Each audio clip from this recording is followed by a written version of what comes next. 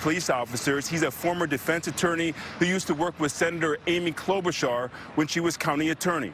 Whit. All right, an important distinction there. Thank you so much, Zachary Quiche, for us. We appreciate it.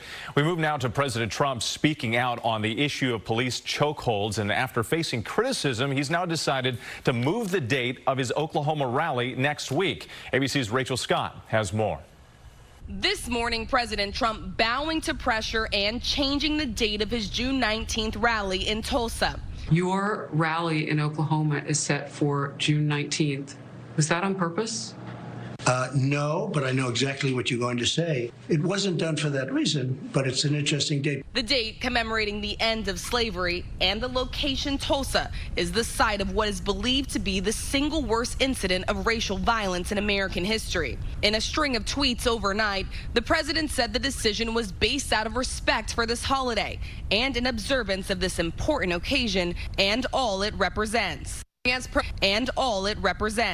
As protesters from coast to coast demand for police reform, President Trump said the use of chokeholds should generally come to an end. I think the concept of chokehold sounds so innocent, so perfect, and then you realize if it's a one-on-one, now if it's two-on-one, that's a little bit of a different story, depending. With that being said, it would be, I think, a very good thing that, generally speaking, it should be ended. But the president stopped short of supporting a ban on the practice. The calls for change comes as the nation confronts its troubling past. And overnight, the Trump administration also sparking outrage on the issue of equal rights after moving to roll back transgender health protection. Joe Biden noting the decision's timing, tweeting on the 4th anniversary of Pulse in the middle of Pride Month during a global pandemic. Donald Trump's cruelty truly knows no bounds. More than 1.5 million Americans identify as transgender, but the new protecting those who identify as male or female, no longer encompassing gender identity. And the Department of Health and Human Services says they are committed to enforcing civil rights in healthcare. Now, today, President Trump will head to West Point to deliver the commencement address, and it comes as some former military officials have spoken out criticizing his handling over those protests. Dan? Yeah, the tension between the military and the administration has been very interesting to watch. Rachel Scott, thank you very much. As America eases out of lockdown, the summer travel season is now getting started. So how many people will actually hit the roads, the rails, and the skies, and what will it look like at the major travel hubs? ABC's Gio Benitez is on that story. This morning, with passenger numbers on the rise, more airports across the country are turning to new technology to help prevent the spread of COVID-19. Houston's George Bush Intercontinental Airport launching a facial recognition program this week. Instead of handing a boarding pass or phone to an agent, a computer will scan your face and compare it to a government database before letting you board the plane. Right now, you're using this at 2 international gates. Are you looking at more gates? By the end of June, we're going to implement it in 3 additional gates for a total of 5.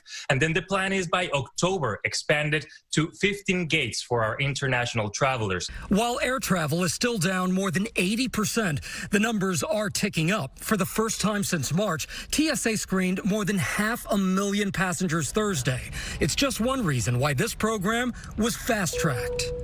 And now word that the Department of Transportation says it will send nearly facial coverings to airports, transit agencies, and Amtrak for passenger use.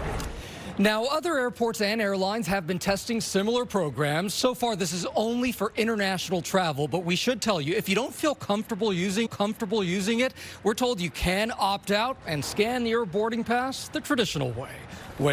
All right, Gio Benitez for us. Thank you so much. Let's transition now. Get a check of the forecast. Rob Marciano is out there in Westchester County giving us a look at the weather for the weekend. Rob, what's going on? Good morning, Whit. Just down the road from your abode. A beautiful morning to start here. We are watching, though, the fire issues in the west, and they're going to continue for a couple of days. We'll start with a fresh fire in Highlands Ranch, Colorado, just outside of Denver. Just a grass fire, about 3 acres. No harm, no foul here as far as structures or people go. But we do have a fire in Santa Barbara County that they got under control fairly quickly, and a larger fire that's been ongoing all week in central and northern Arizona, the Oro Valley fire there. We're watching that because more heat today, more low-level levels of humidity and more in the way of gusty winds, not just for Arizona, but for Utah and Colorado, getting into the panhandle of Texas. And temperatures, before this front gets through, are going to be fairly high. So fire weather watch is posted. Front gets through are going to be fairly high. So fire weather watch is posted as well. A heat ridge will build as that front kind of pushes it along, and hotter weather is expected in Oklahoma City, Kansas City, and Dallas, 95. That's a check on the national headlines. Time now for a look at your local forecast.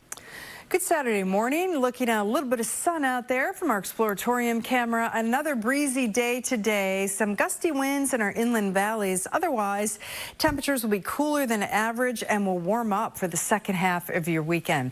So those cool 50s at the coast, but upper 60s in the East Bay, 71 in Fremont. Numbers at least 5 degrees below average in our warmest inland valleys. The AccuWeather 7-day forecast will get some more 80s inland tomorrow.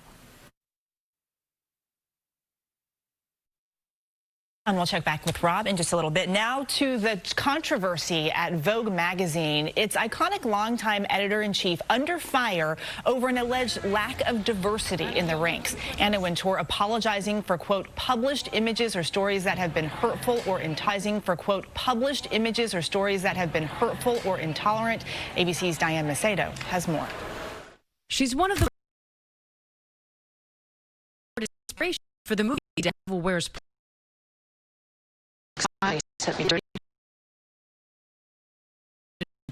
Wintour is under fire after apologizing for a lack of diversity at the iconic fashion magazine. She is entitled, and I do not think she will ever let anything get in the way of her white privilege. In an interview on Sandyland with Sandra Bernhard, former Vogue editor-at-large Andre Leon Talley blasted Wintour's apology. If you're going to make a statement, name what your mistakes were. The criticism comes 6 days after Wintour sent an email to employees, writing in part, "It can't be easy to be a black employee at Vogue, and there are too few of you. I know that it is not enough to say we will do better, but we will." Now other former employees of color are speaking out about their own experiences at the magazine.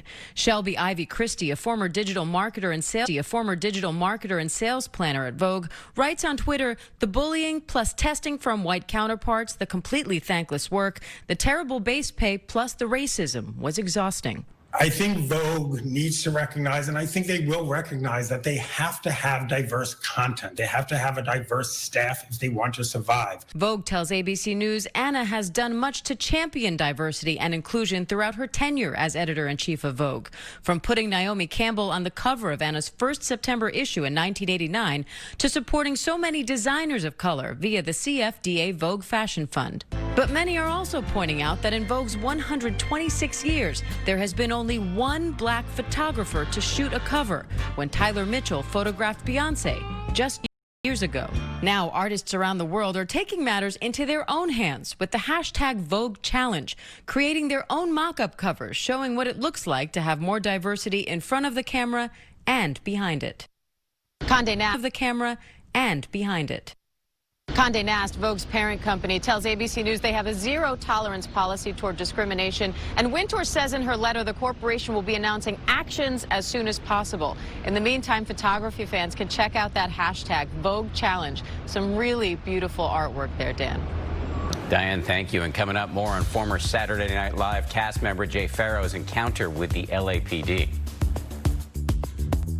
Good Morning America is sponsored by Geico. 15 minutes could save you 15% or more on car insurance. Oh, we love our new home. Neighborhood's great. Amazing school district. The HOA has been very involved. These shrubs aren't board approved. You need to break down your cardboard. Violation. I see you've met Cynthia. At least Geico makes bundling our home and car insurance easy. And does help us save a bunch of money. 2 inches over regulation. Thanks, Cynthia. For bundling made easy, go to geico.com.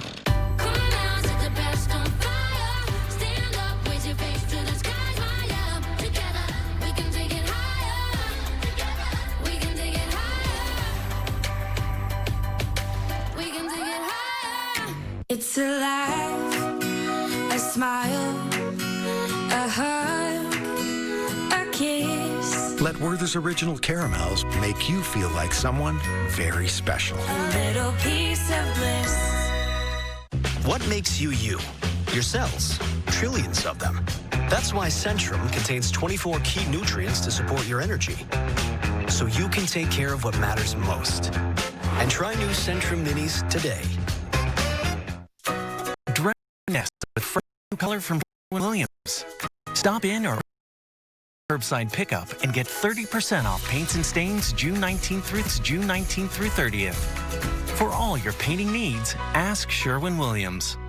Want your brain better? Unlike ordinary memory supplements, Nariva has clinically proven ingredients that fuel 5 indicators of brain performance: memory, focus, accuracy, learning, and concentration. Try our new gummies for 30 days and see the difference. Experience the delicious intensity of Lindt Excellence. Shop now at Lindt.com. At ToughShed, the safety of our customers and workers is our first priority. ToughShed.com allows you to learn more, design buildings, and even complete a purchase safely from home. Virtual site checks as well as design consults are available. Our construction teams are working to safely manufacture and install buildings with extra precautions around entering your home. Homeowners today have pressing needs that go beyond storage, like a home office, room for the kids, and space to relax. Address your building needs safely and easily at toughshed.com. Once weekly Ozempic is helping many people with type 2 diabetes like James lower their blood sugar. A majority of adults who took Ozempic reached an A1C under 7 and maintained it. Here's your A1C. Oh, my A1C is under 7. And you may lose weight. Adults who took Ozempic lost on average up to 12 pounds. I lost almost 12 pounds. Oh. For those also with known heart disease, Ozempic lowers the risk of major cardiovascular events such as heart attack, stroke, or death. It lowers the risk. Oh. Ozempic is not for people with type 1 diabetes or diabetic ketoacidosis.